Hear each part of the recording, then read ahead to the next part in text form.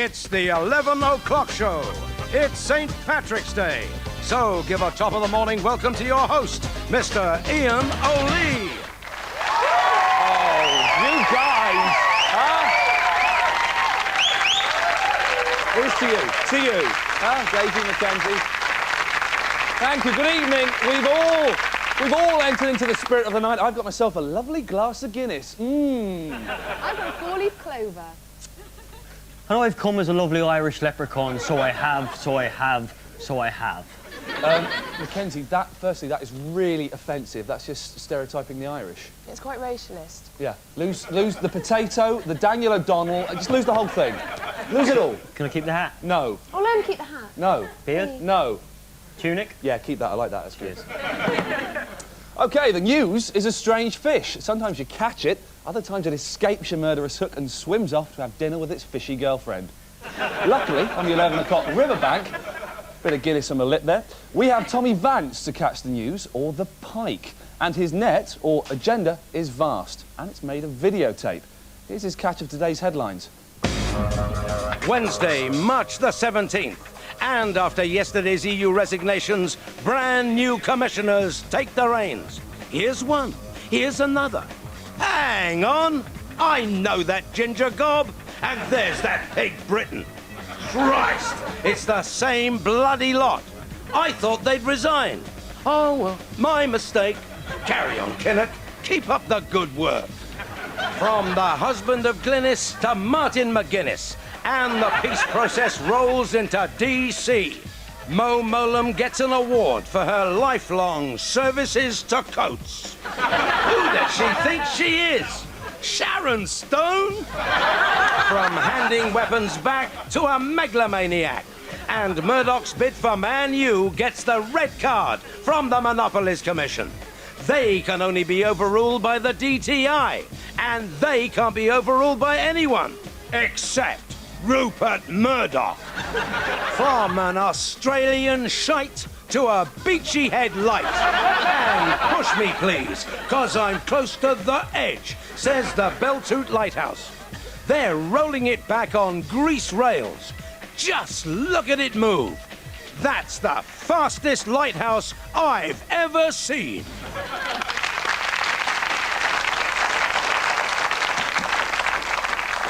No one likes a laugh more than brave Blind Education Secretary David Blunkett.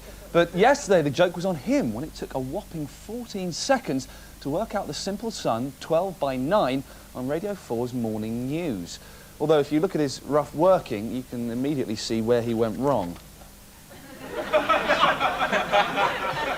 But to be fair, it may have taken him 14 seconds to do that sum, but it only took him 12 seconds to make this lovely clay head of Lionel Richie.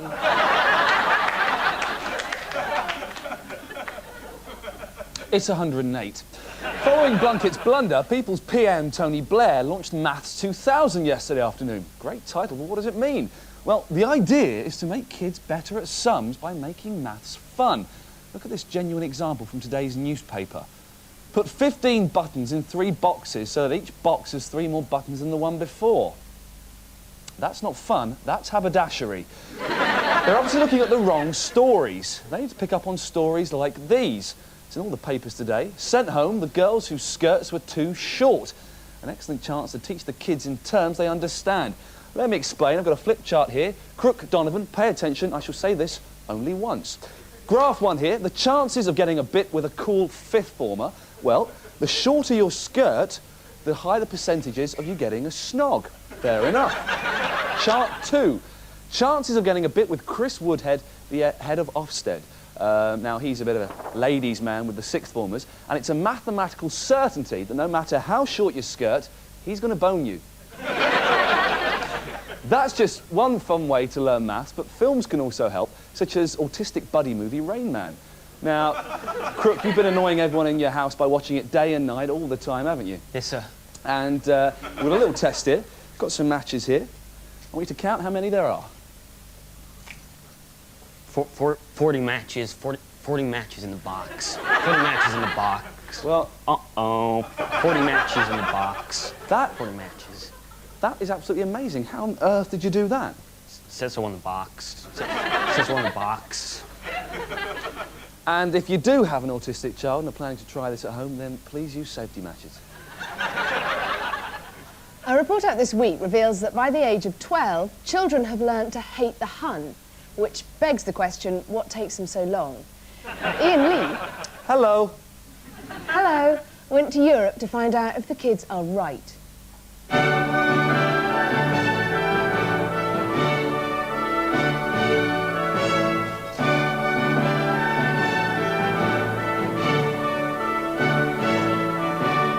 If European unity is to become a reality, then we need to know exactly how much we can rely on our European partners.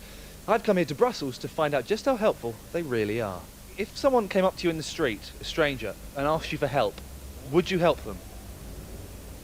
Probably. If someone asked you what the time was, would you tell them? Yeah, no problem. If they asked you for directions, would you tell them? If I know it, no problem. If they just murdered their wife, would you help hide them? Probably not. So it would appear that Europeans think they're generally quite helpful. But as we all know, you can't believe a word they say. With this in mind, I decided to put them to the test. You couldn't help me carry this bag. It's quite heavy. I'm just sort of going right up the end of this street there. It's about half a mile up there. It's very heavy. It might be easier with the strap.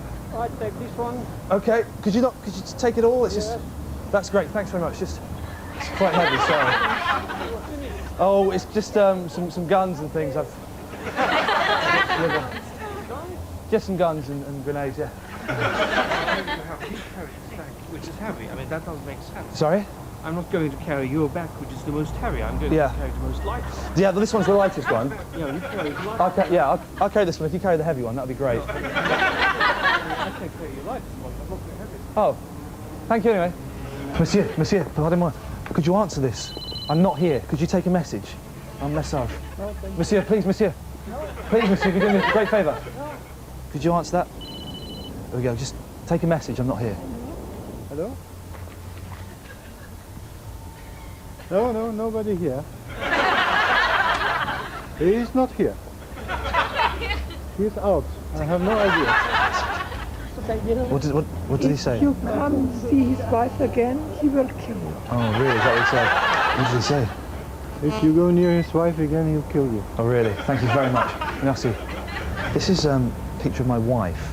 Now, she's just popped into the bar over there. Yeah. When she comes out, would you be able to kill her? Could you kill her?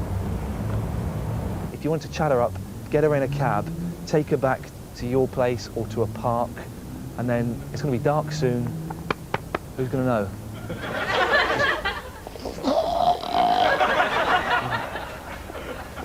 Parlez-vous anglais? A little. I've just killed some people. You couldn't hide me for 4 days, could you? A fatigue. No, I've killed somebody. Could you hide me?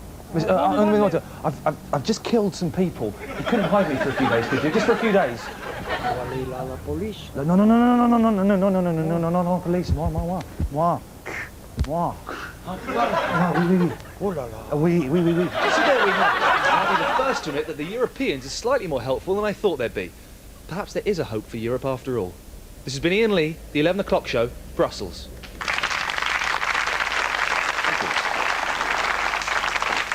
Men of Britain, I have a question for you. How strong are your sperm? There's obviously no need for sperm to be strong enough to punch a man or ride a horse, but the sad fact is, many of Britain's sperm are so weak, they couldn't even get inside a lady. A report in the Sunday Times reveals that Britain's sperm banks are in crisis. For example, 3 out of 4 donors in the West Midlands are turned away because their semen has the consistency of wee. This crisis has led to demands that Britain's ban on the import of European semen should be lifted, meaning that our traditional watery British stuff will be completely overrun by strong goose-stepping German juice.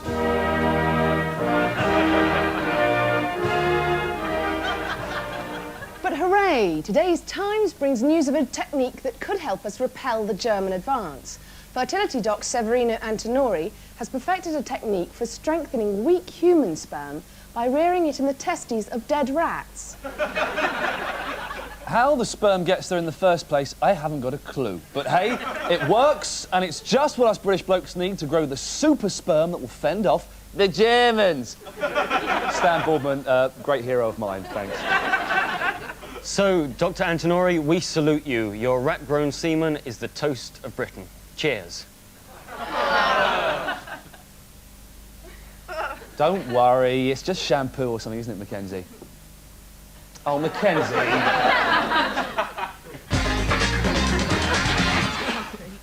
The Daily Mail today published the worst cartoon since Fred Bassett. Got it here. Have a look at this. Not many jokes in it, but what they have done is morph Sophie Rhys-Jones into Princess Diana in just 6 steps. Daisy, how did they do that? I'll tell you how they do that.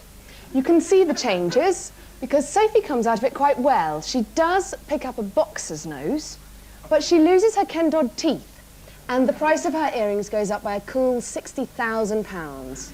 Now, not only that, but her lips move progressively further away from Chris Tarrant's groin. The likeness is uncanny. Why have we never noticed it before? Thank you, Daily Mail, for giving us the new Di. But who the hell is the new Dodie? Tell me, Mackenzie. Well, we need someone who's rich, a bit of a playboy, dabbled in drugs, a bit thin on top. Michael Barrymore. Let's see how it works. Like Dodie, Michael likes to hang around on yachts with beautiful young girls. With a little airbrushing, we can make him look younger. One step on, and we've nearly got our man. And here he is, Barrymore, the new People's Prince. Later in the show, I'll show you how to get from Prince Edward to Dale Winton in one easy step. After the break, Rich Hall comes to us live from New York, and Ali G gets an education in education from former Education Minister Sir Rhodes Boyson. Before that, it's time to meet another politician as Simon Michael Simon goes off in search of another celebrity signature. Hello, it's Simon Michael Simons here, and I'm in London town. Mr. Lorimer sent me here because he wants me to get the autograph of the independent MP for Tatton, Martin Bell. Now, I've got the book here, and I'm very nervous and tense. It's all butterflies, and I just hope that I'm not going to be sick. Anyway, I suppose I'd better go and get the man.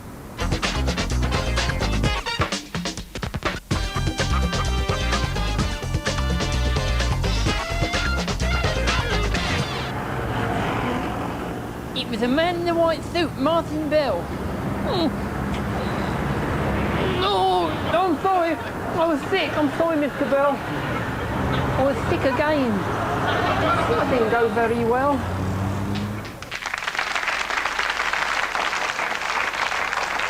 Welcome back to the 11 o'clock show. Martin Bell there, famous for wearing different coloured shoes. Little known fact there.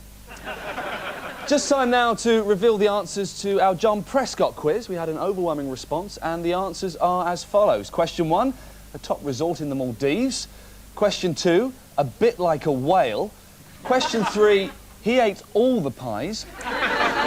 Question 4, the answer was a fact-finding mission. However, we would have accepted holiday, jolly, freebie, junket, or abuse of taxpayers' money. And this week's winner is a Mr. Jack Cunningham from Cumbria. Lucky Jack will jet off on Concorde for free to New York for free, where he'll stay in a top hotel for free just because he can.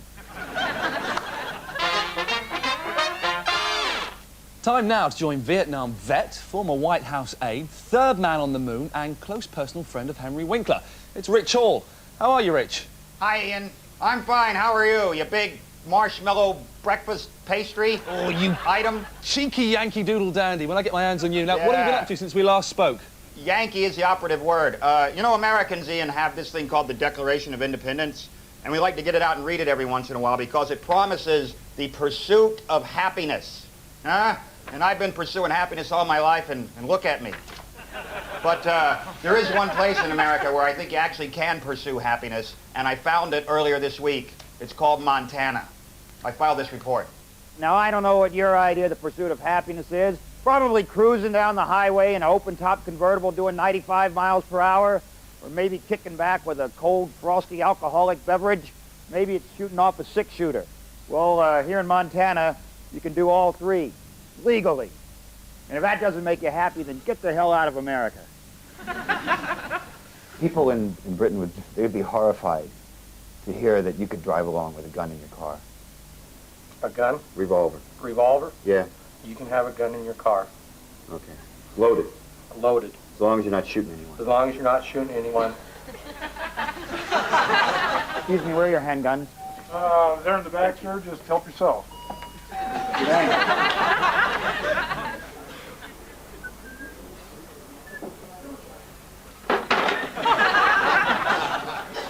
So let me just recap this. I can do 100 miles per hour down the highway, can have an open beer, and I can have a 6-shooter. Can I have my seatbelt undone? No, you have to have your seatbelt on. Is all right? I can break one of these. You could have one of them open in your car. Yep. How about this? Illegal. Perfectly legal. I'm just going to be waving this around No. like... No. That'd be pushing it too far. You would be pushing it real... Yeah. This is me enjoying my freedom. Okay. Let's see. All right. Like You this. got that. Maybe driving with my knees a little You bit. drive, okay, well, I'd take you back where we're off beside the highway, and I would ask you what your problem was for the simple reason, you know, if you were driving with your knees, that'd be very unsafe. Dan, I just want you to know, this is the happiest moment of my life.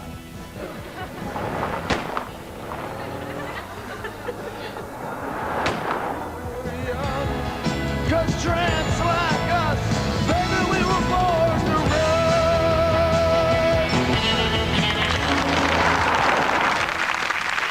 Thanks, Rich. That truly was American strength. So what's happening with the Clintons over there? Oh, yeah. All right, did you see this picture? It's all over the British papers today. It looks like they're heading for a big, big fight, and being an American, of course, and an expert on fight analysis, I can tell you right now that Clinton, this isn't going to work for him. He's using that right arm. He's trying to get a hug. He's trying to pull her into him, but she's standing up. She's dodging. She's weaving. She's fighting with her head. She's really fighting with her head. And this move has worked for Clinton in a lot of previous bouts with other women. It's, you know, brought him down, so to speak. But it's not going to work with Hillary. And I'm predicting a big draw. Big draw. Well, Rich, thanks a lot. We'll see you next week, I guess. Yeah? All right. Okay. Take care. The papers today are full of Paul McCartney's acceptance into New York's Rock and Roll Hall of Fame. But only one paper covers the event in full. It's the Sun's Bizarre page, and it claims it's... The only column Sir Paul invited to his big night. And not as many people thought. The only column that could be asked to turn up to a has-beens bash. So what else have they got wrong? Let's find out what the papers ought to say in our regular feature called, by coincidence, What the Papers Ought to Say.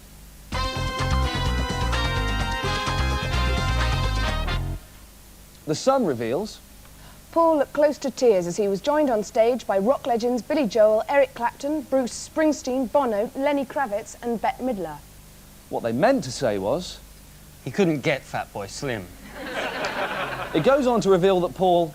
feared he would never be able to play on stage again without Linda, but at the Waldorf Astoria Hotel, he seemed to have conquered those demons. When what they meant was... Paul was seen laughing as he queued for a rare steak sandwich and a bucket of chicken and hot wings. And finally, Paul told The Sun... It's been a devastating year, but over the past couple of weeks, I've been back at the Abbey Road studios working with Dave Gilmour of Pink Floyd on some rock and roll songs. When what he meant was... I've got a new CD available in the spring. Please buy it. And Paul, if you're watching, we're really all looking forward to hearing what comes out of those recording sessions. Can't fail to be excellent music. Daisy! Hello. I'll have 3 from the top, 1 from the middle, and 5 from the bottom. That's countdown. But sadly, in real life, when it comes to maths, the kids in classes just don't touch Carol Maths 2000 Vorderman. But one-time headmaster Sir Rob Boyson would probably like to. In part 2 of his exclusive interview with Ali G, he discusses Britain's education system. Yeah, you don't stop. It goes out to the crew up top. That's it. So what is education, Sir Rod? Education is for beginning literacy and numeracy, because then without knowledge you can't... What does that mean? The numeracy means the adding up, Literacy means being able to read and write. Is it okay to do one of them without the others? I think you're better with the two. Let's bring it down a bit. What is an exam? An exam is a test as whether you can have learnt what you should have learned. So when are you allowed to cheat? I don't think cheating does anybody good anywhere. What happens if you have a microchip put in your head and there's your mum on the other side with a computer? She is doing the answers into your head and she's clever or whatever, and you're writing them down. Is that cheating? Yes. So, what about the math? What do you reckon about the math? Do you rate the math, or do you rock the math? The maths. The math. The math. What's the math? You know, 1, 2, 3. Oh yeah, that's right. I know. Yeah, that's right. Very good. But why don't they teach proper math in school? What do you mean by proper maths? Why do they teach in kilos and grams when you should really deal in ounces, quarter of ounces, eighth of ounces? You know, all my work is in ounces. Well, why don't they modernize and teach in ounces? I prefer the old ones. As being a traditionalist, I would have the old things back again. Wicked. And you need to know about quarter of ounces, eighth of ounces, all that kind of thing. Well, a lot of my work is if to do you're with doing that. baking or anything of that kind, you'll baking, have to get it for done. real. For real. Whatever I you make call my it. own breakfast every day. I make my own breakfast. Very good. So, I mean, whoever bought a kilo of anything, you know, apart from my mate Dave, and he's down for a foot in your skip. You know what I mean? What is that useful for, the kilo? I'm not certain that the kilo is of great one. So, Rod, do you think there should be mixed schools? I think there should be a choice for parents and the pupils themselves. Do you not think, though, if you have mixed schools, all the boys will spend all their time chasing math, and all the girls will spend all their time just preparing their math? I think that if the school is running properly, if they're in well-controlled that school, that it's right. But me got an A+ in Punani, but me failed my exams. Because me was so into the chasing the bit of... Yeah. Well, you'll have to, well, that's your fault. I think overall, single-sex schools work better than mixed schools. But don't you think single-sex girls' schools, they just breed, you know, people who drink from the fairy cup? Well, never having drunk from the fairy cup, I don't know what the liquor is in it. But you don't know, so, you know. But you know, them girls that is drinking from the fairy cup, that like to eat from the bushy plate. You know what he's getting at? Yes, I know what you're getting at. You were shown that education is something wicked. Education is something special. And more than that, education is something we need throughout the nation. Yeah. If we're gonna get into the space station. Yeah. Respect, booyakasha. Right. Big up.